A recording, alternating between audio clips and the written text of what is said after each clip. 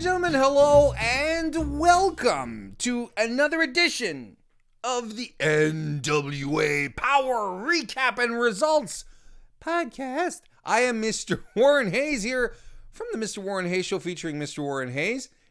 And I thank you all for tuning in, for watching right here on, well, actually this is recorded live. I was going to say on youtube.com/Mr. Warren Hayes, which isn't exactly wrong because there's a fair chance that you're watching it there. There's a fair chance that you're listening to it on your favorite podcast app because the Mr. Warren Hayes Show is out there on your favorite podcast applications. But technically speaking, I record this live for my patrons who support me at patreon.com/Mr. Warren Hayes. So if you want to join in on the chat, if you want to get early access to the NWA recap show, well, you head on over to patreon.com/Mr. Warren Hayes, and then you join them on the $5 tier, and then you have access to it. It's really that simple. Patreon.com/Mr. Warren Hayes. Plus, there's all sorts of other stuff, including a post stream that I do every Thursday for patrons only after the typical, usual Mr. Warren Hayes show. You should go check that out. It's a good time. You know what else is a good time? NWA Powerrr. I thought it was pretty fun this week. After a bit of an aggravating misstep last week, we're able to. I felt they pulled out a fun show tonight. Let's get into it, shall we? Yes, we shall. Let's do it. The show started off with the announced TV title championship match. And in this match, Zicky Dice defeated champion Ricky Starks to become the new television champion of the National Wrestling Alliance. So basically, Dice stalls a lot to begin the match, which is a little odd, and he stalls a lot during the match. And I'm just gonna get this out of the way right here. The matches, the TV title match it's always very, very clear. They're clocked in at 6:05. Every match is 6 minutes, 5 seconds to win the title. Now, Zicky Dice is at his second attempt to win the title, and I understand his gimmick. I understand that he's this blowhard, he's, overconfident, flashy dude. I understand his gimmick. I know that his thing is not to be like super serious a la Minoru Suzuki. That's not who he is. However, the fact that he stalls a lot in the match, knowing that there's a very allotted amount of time in which he has to compete to win the title, feels a little strange psychologically wise speaking. To me, I feel like if I'm in a tag team, in a TV title championship match, and I want to win it, I am going to go completely balls to the wall, and I'm going to dredge up all kinds of offense to get the job done. There's even a point in the match where both guys are out on the floor and they're slugging it out. Like Dice he's trying to get Starks out onto the floor. Well, if there's a count out, you still lose. And even if the match goes to a time limit draw, it's a win for the champion. It still counts in the Lucky 7 rule that they have. And especially since it's Dice's second attempt to take the title was unsuccessful at it the first time, I kind of feel like there should have been a little more urgency to it. It just felt like, I'm going to chill out, everyone. It feels like they were going 15 minutes, when in fact it's halfway there. So, I mean, like I said, I get it that it's part of his gimmick, but there's nothing like showing the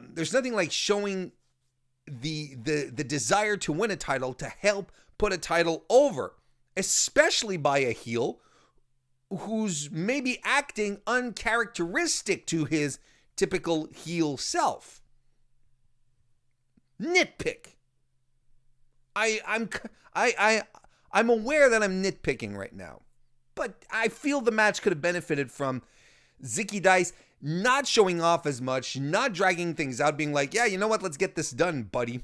Anyway, Starks, he gets some great strikes in early on. Dice suckers Starks to the outside, hits a basement drop kick. Stark, back in the ring, Starks flubs a tornado DDT, but he hits a Falcon Arrow. And that's basically it. Zicky Starks hits the snake rattle and roll. Zicky Dice hits the snake rattle and roll on Ricky Starks.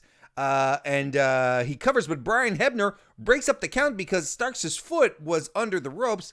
Good officiating there, Brian Hebner.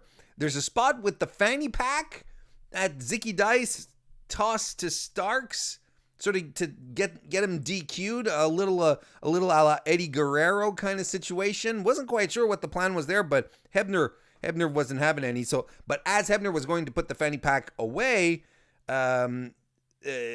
Starks gets the upper hand, or at least Dice tries to get the upper hand, but Starks gets it. He goes for the stroke, but it's blocked. He tries for a sunset flip on Dice, but Dice just drops to his knees, pinning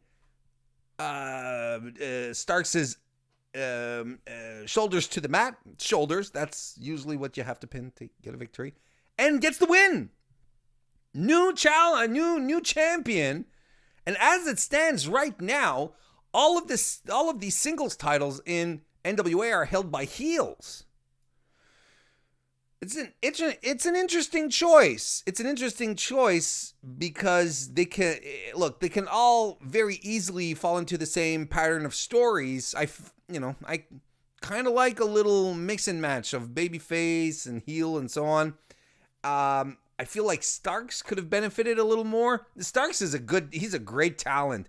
He's a really, really good, fantastic worker. I feel it could have helped him a little. Get a little more over, maybe, in this new era of NWA, have him work really, really hard with the title, maybe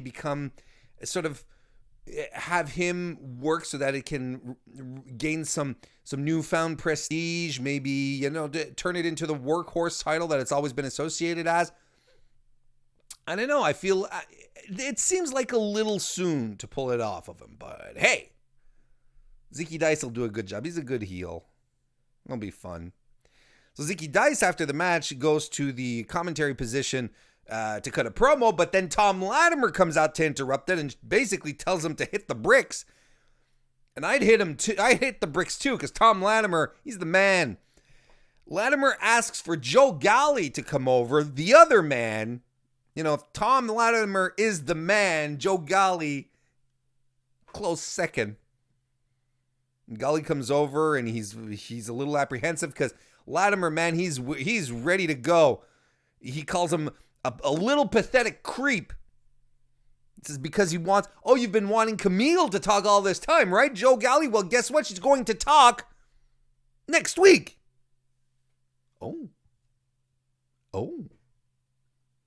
So she's actually going to have some sort of interview? We're not quite sure. But Galli's like, okay, cool, kind of thing. Fantastic. Latimer sort of feigns a punch. Golly cowers off. Hey, Golly's the man. The second, or at least close second. We have Sean Mooney, who updates us on the Crockett Cup, which will be held on April 19 at the Gateway Center in Atlanta. And then they're doing power tapings on the 20th and the 21st at GPP Studios again. So they're basically making an event out of the weekend. And it's actually a good thing. I think it's a great idea. Why not? Clearly, the Crockett Cup, very meaningful. NWA wants to make it their biggest event of the year. That's the kind of thing you have to do. And they have some footage from the press conference that Nick Aldis and Marty Scurll had at the Gateway Center. Scurll says that he might be giving up some weight versus Aldis, but he makes up with wrestling knowledge. Aldis says that in the NWA there is Nick Aldis, and then there is everyone else. It's basic stuff, but it's good. It works. Then we have a commercial where we have Little question mark. Little question. A ventriloquist dummy who starts to educate us on the Mongrovian flag. This was surreal, where you had the ventriloquist little questions like your standard wooden ventriloquist doll with a question mark mask over his head, sitting next to the question mark, and he's talking about, he being little question, talking about how he went to Mongrovian Wikipedia to get educated on the Mongrovian flag, and tells us all these, starts talking about, the symbolism behind the flag, about the ostracized, the two animals on the ostracized and the plant eater, who symbolize the evolution of the Mongrovian people, and have question mark just sitting there and basically grunting, going, "Oh, karate." It was just my kind of weird. I liked it, and it was silly. And the flag is on sale. You can buy the Mongrovian flag right now. And I swear, if I ever go to an NWA event, I am buying one of those bad boys and I'm draping myself in it. I really, really am. We get a recap of the beating Trevor Murdoch took at the hands of Shooter Aaron Stevens. And Shooter Stevens is there at commentary along with question mark. And he says the word belt a lot, which I appreciated. And basically what he's saying here, Stevens, says that he and question mark have been denied a shot at the tag team titles or the tag team belts. They have a lot of belts. There's been a lot of talk. They have Mongrovian karate belts. He has the longest black belt in the world.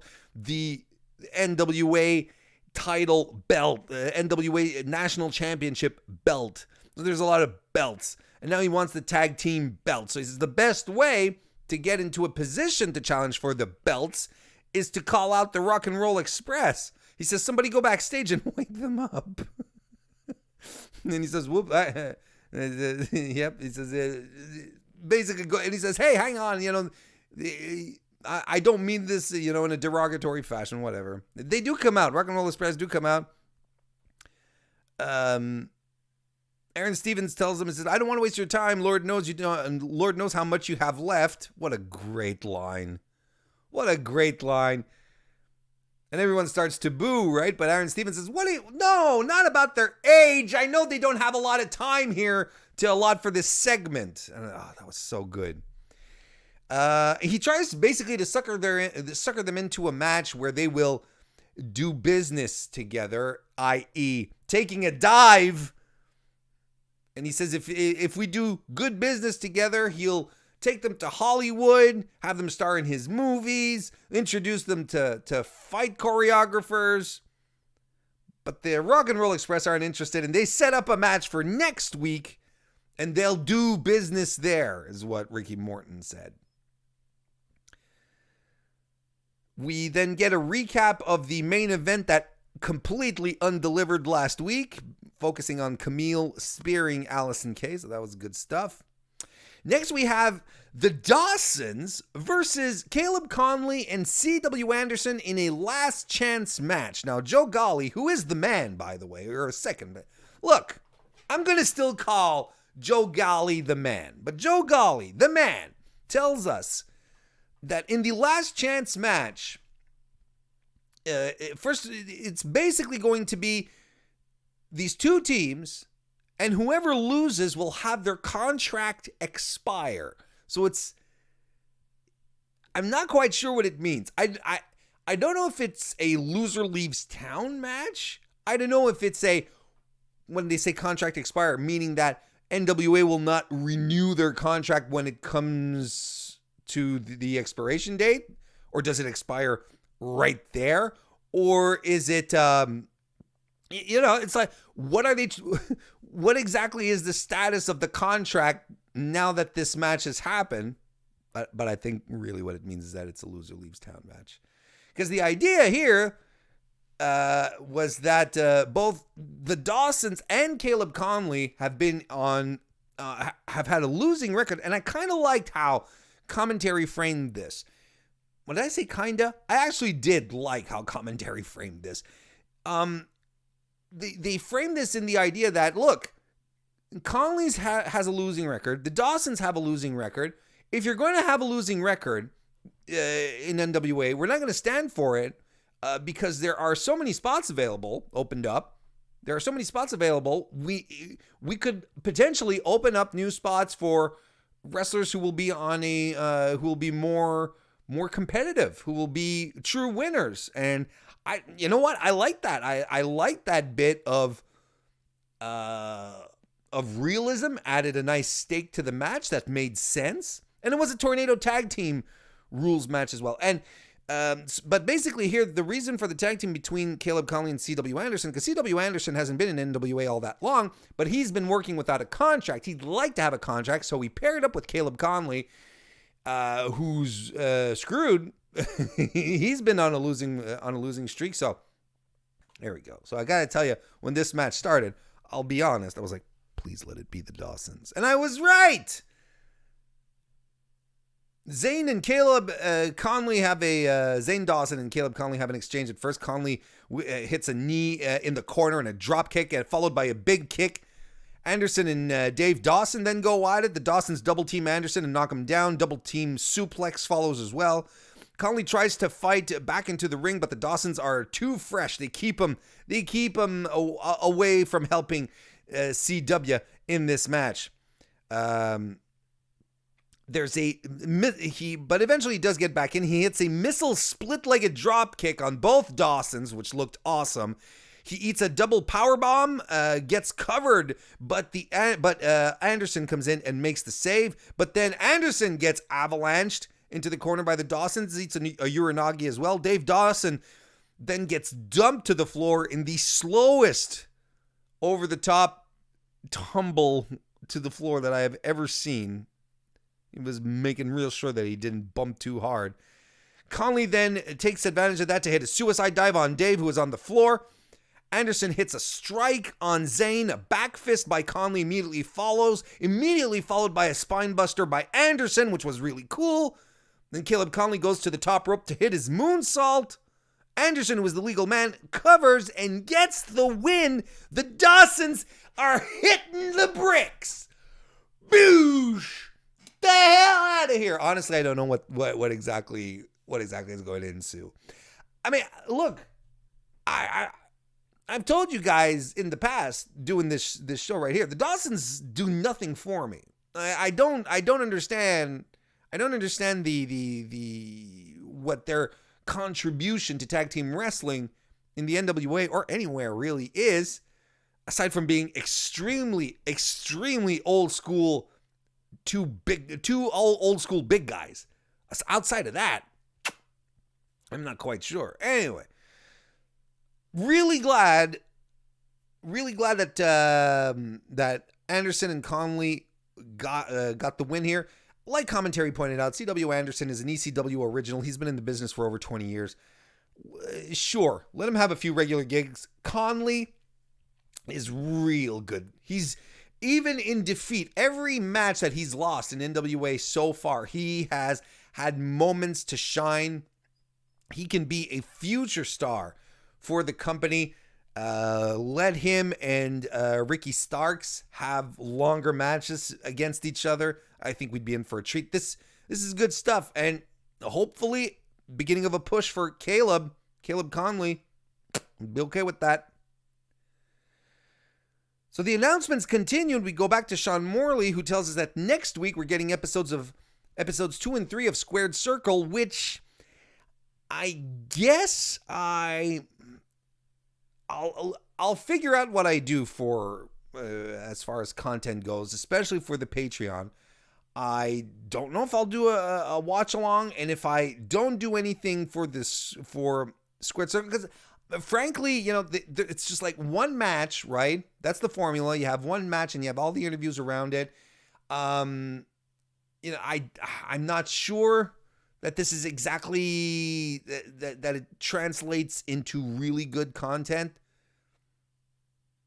As far as what I do anyway, I don't know. I'm going to think about it, but maybe next week, if I preempt anything if I preempt anything NWA related, I'll add in something else. Trust me, there will be something else out there for y'all patrons. But outside of that, March 17, we'll be getting a super card called Super Powerrr. And they had talked about this a couple of weeks ago, saying that they were going to have like a super card essentially. And it's going to be a big match super card.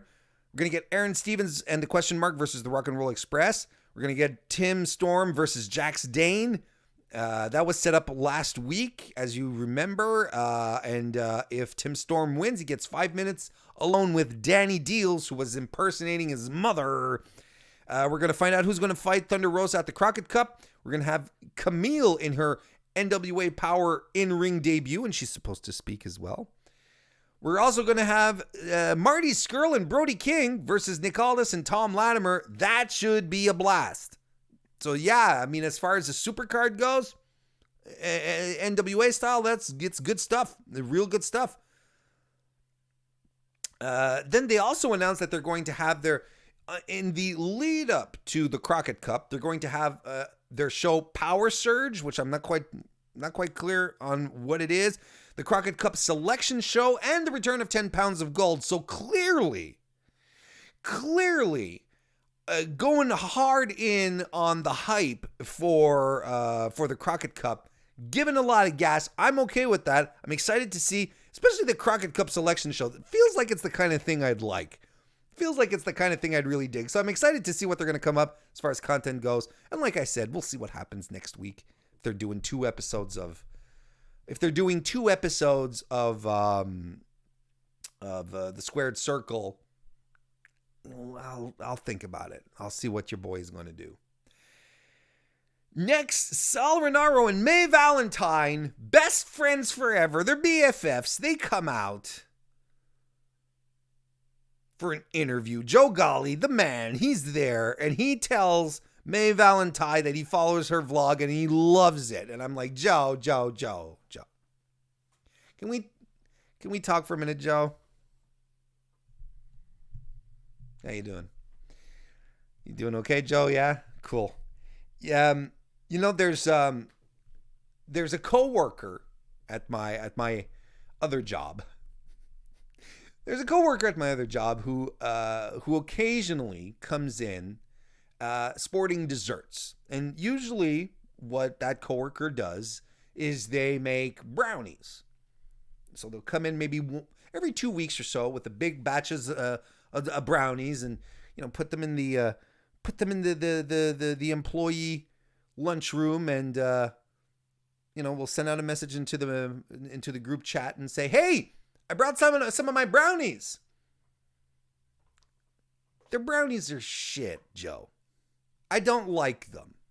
I take a bite out of them and they're a little too hard. You know how brownies are supposed to be gooey? They're not. For some reason, they taste salty. How are you able? I don't understand how you can achieve any kind of brownie mix preparation and it ends up and you go like this and tastes just right when it actually tastes salty.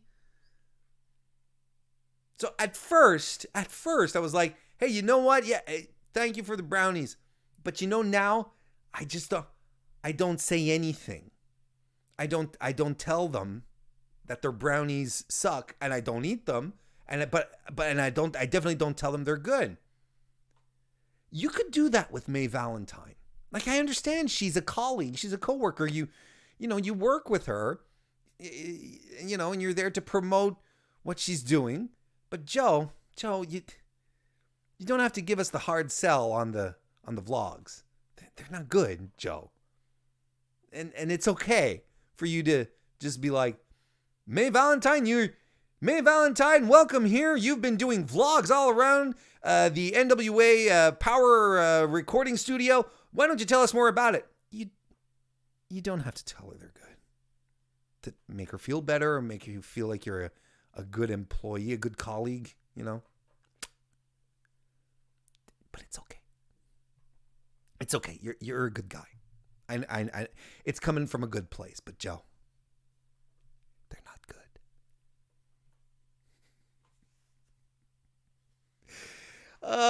basically, Sal now works on the vlog since he's broken his arm, since the arm injury.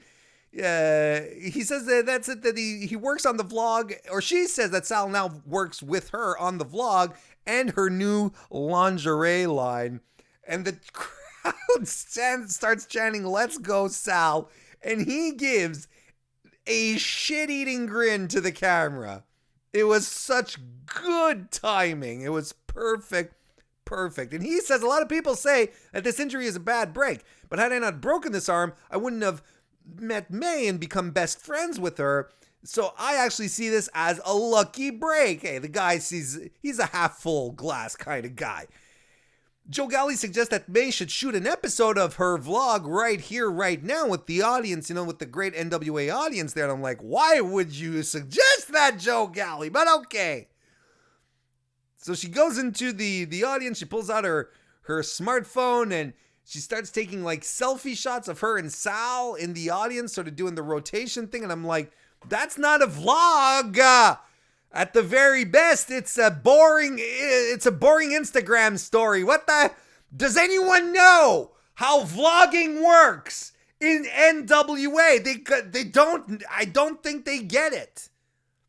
Anyway, the point here, then everything comes full circle, because this is an angle they're running. Royce Isaacs is hanging around the backstage area, and he's pissed off seeing his girlfriend hanging out with Sal Rinauro. So he goes after both of them, and he's jealous, man. He's just jealous. He pulls Sal away from May from using his unbroken arm, the uninjured arm, and then sets him up on the steps and threatens to break it. He basically says, "I'm going to break his other arm, May. I don't want you hanging out with this guy. If you hang out with him again, I'm going to break his arm." And she demands that he stops hanging. She demands that he doesn't do it. She says she's allowed to have friends, and she's so mad at him. No one got their arm broke here. Roy sort of got a little taken aback when Valentine got really, really mad at him. What a controlling tool. Fuck you, Royce Isaacs, you tool.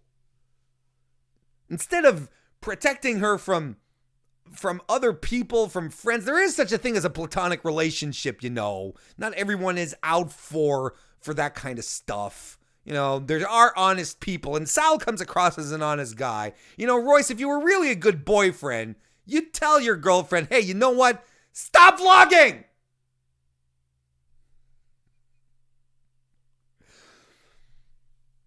Then we move on to our main event with the Bouncers getting beat up by James Storm and Eli Drake, NWA World Tag Team Champions. Pope is with the Bouncers and Dave Marquez before the match at the interview position.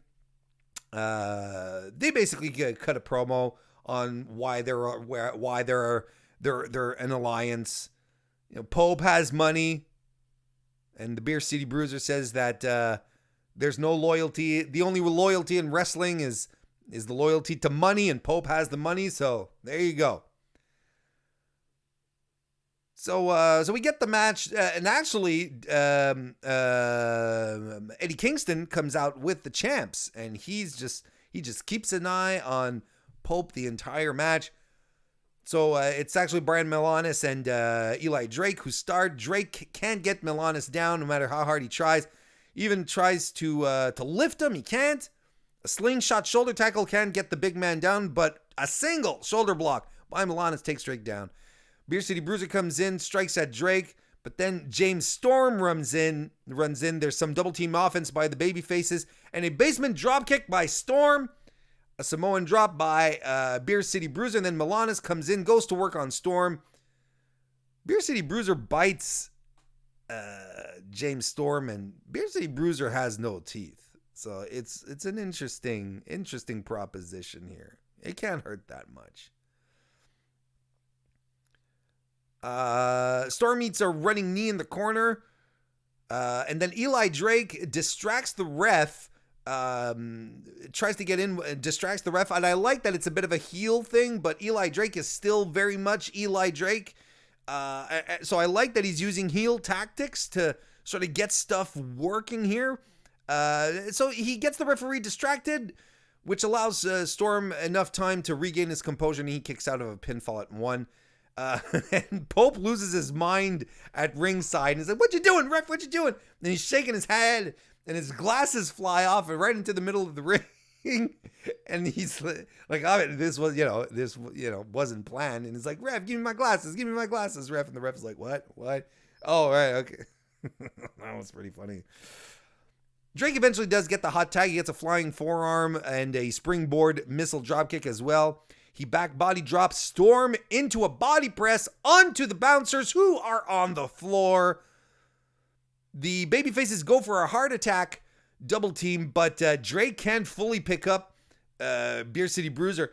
And it's funny because I really think that it really looked like he couldn't keep him up any longer. It's like he tried, he picked him up, but it's like, "Hey, man, I gotta put this guy down."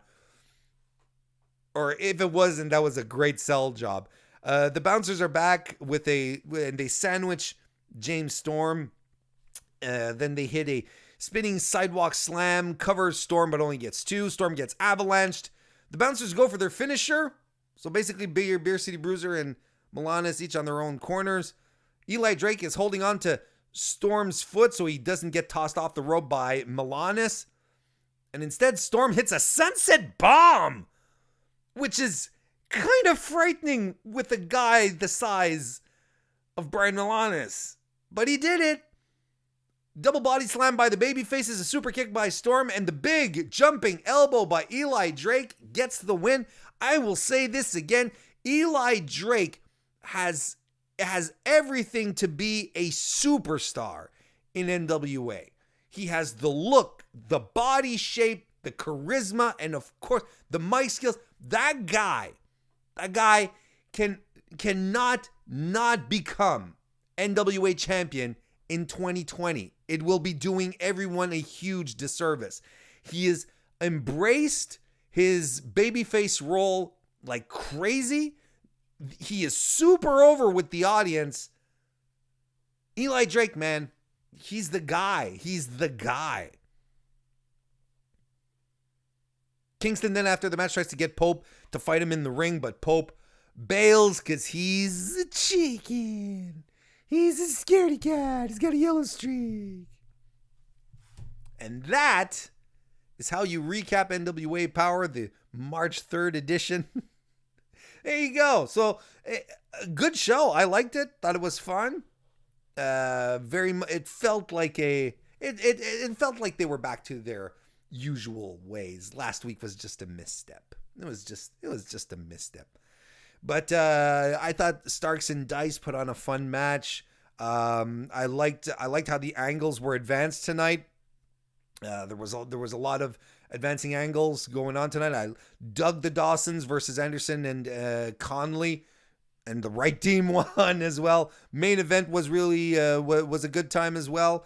And lots of hype going into Superpower in 2 weeks. So I'm looking forward to that.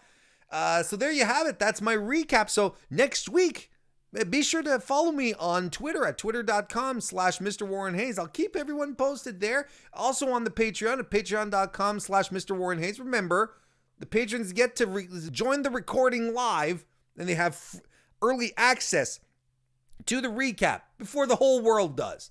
So do consider supporting the Mr. Warren Hayes Show. It's the beginning of the month, too. You get a full month's worth of stuff over on Patreon, so it's a good time to jump in. There you have it, folks. We are going to wrap it up for tonight. I want to thank everyone for watching and listening, whichever part of your senses are being assailed by my voice right now. I'll see you next time.